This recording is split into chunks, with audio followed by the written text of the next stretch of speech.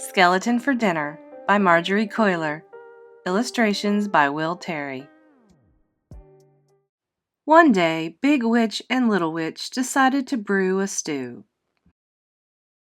They added all their favorite ingredients: shark fins and snake skins, spider silk and centaur's milk, catfish whiskers, and banshee blisters. Big Witch took a taste. "This is so yummy," she said. "Let's invite our friends for dinner."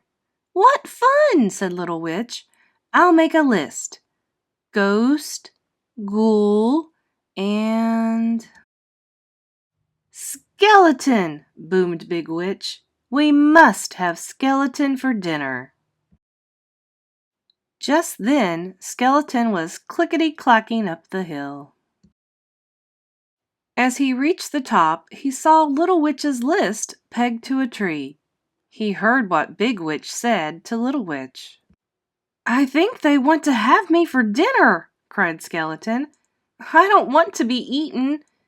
His bones began to quake and shake. Before the witches saw him, he rat-a-tat-tatted down the hill and jingle-jangled as fast as he could to Ghost's. "The witches want me in their stew, and they want to eat you too," he screeched. "Oh, no!" wailed Ghost, and she floated after Skeleton. They scooted by the graveyard where Ghoul was shoveling dirt. "Where are you going in such a hurry?" he asked. "The witches want us in their stew, and they want to eat you too," said Skeleton. "Yikes!" shouted Ghoul. "Let's go hide!" And he dashed after the others. Back on the hill, Little Witch said, "I'm off to invite our friends for dinner," and away she flew on her broomstick. But when she got to Skeleton's, he was nowhere to be seen. "Maybe he's at Ghost's," thought Little Witch. But she didn't see anyone at Ghost's house either. "I bet they're all at Ghoul's," thought Little Witch. She zoomed to the graveyard.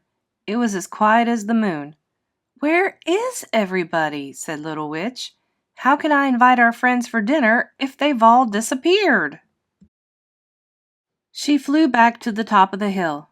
"I couldn't find anybody at home," she told Big Witch. "I guess we'll have to eat our stew all by ourselves.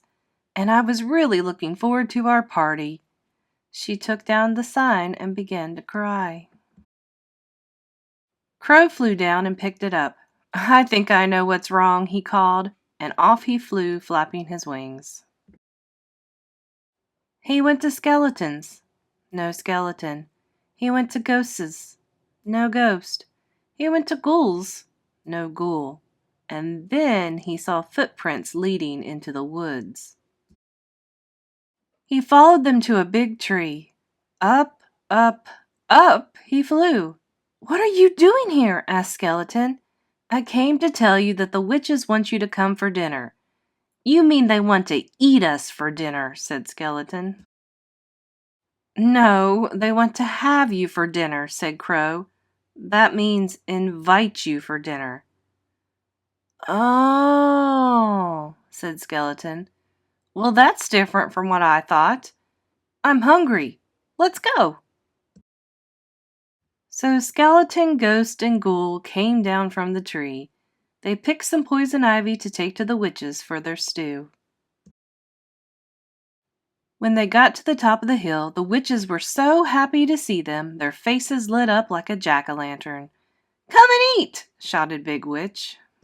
"Have a seat!" shouted Little Witch.